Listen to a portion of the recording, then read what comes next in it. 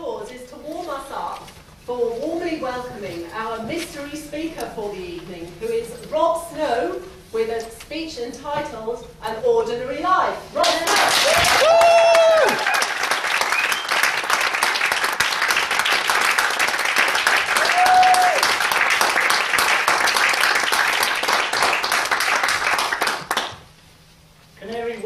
I wish my life was exciting and as glamorous as what you guys lead. Madam Contest Chair, fellow Toastmasters, most welcome guests. Isn't it funny that we often look at other people's lives and we think, I wish my life was as glamorous and exciting as yours. And we look at our own lives and sometimes they can be very ordinary and very boring.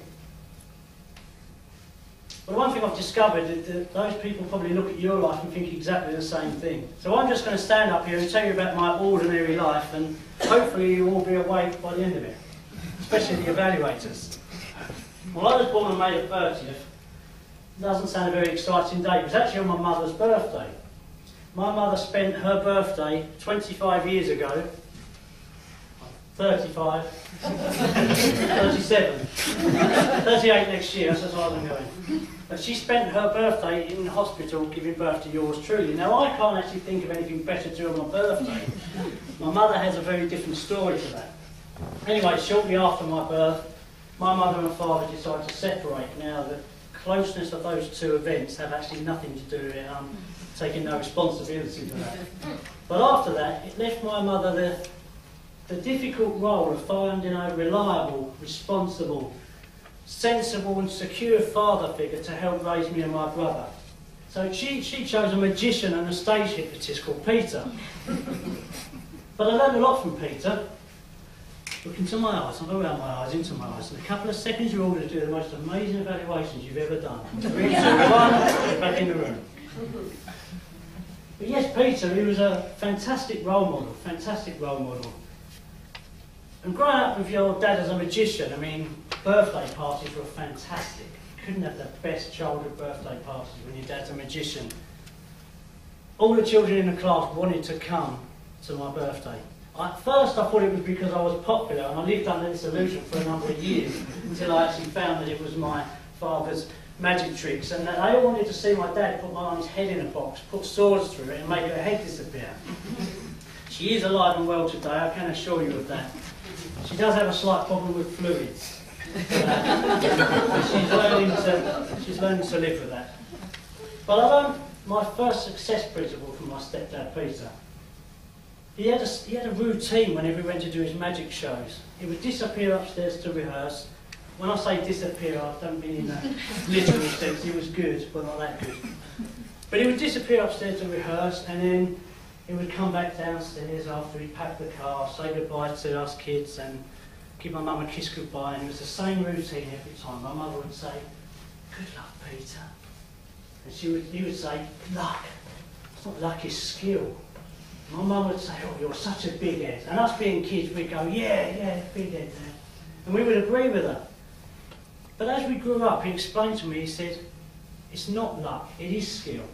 He said, "If every time I put swords through your mum's head and made her head disappear, it was based on luck." He said, "I'd be doing time by now."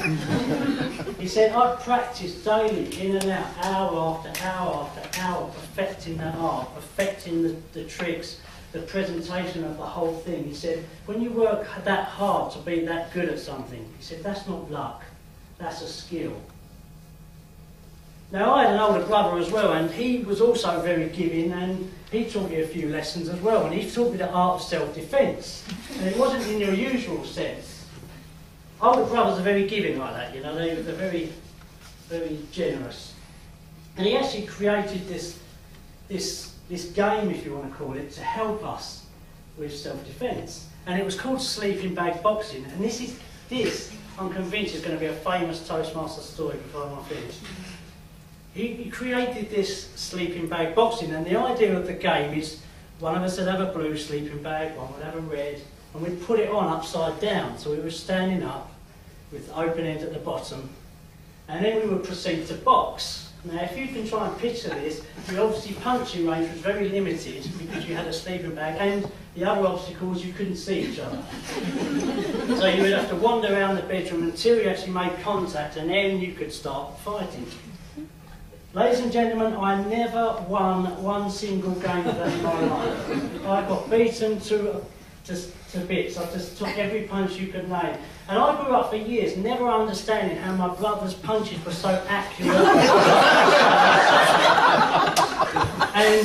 and very, very painful. Until last Christmas, the Christmas just gone. Never tell your kids your secrets. There we were at the family party, and my brother's son, who's now 16, came up to us and said, he said, "Uncle Rob," he said, "did you and my dad used to play sleeping bag boxing?"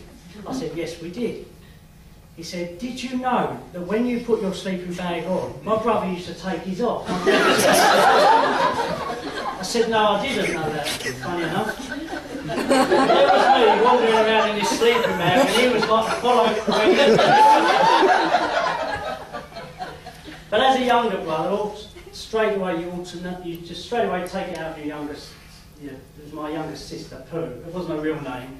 That was we nicknamed her that, bless her. As the days of pre-air-conditioned cars, we used to go out on day trips, and she'd have this big brown fur coat with a big brown hood, and she used to sit in the back eating chocolate. By the end of the journey, on the hot summer, she'd be covered in chocolate, so we nicknamed her Pooh. Bless her. Poor girl. She's not too badly mentally scarred, I don't think, but anyway, she's grown up. She's got a very similar name for me and my brother. She calls us a right little pair, and she's never really forgiven us. But anyway, I'm not going to bore you anymore. I'd really love the chance to sit down and listen to your exciting lives, and that's the end of my very ordinary life. Thank you.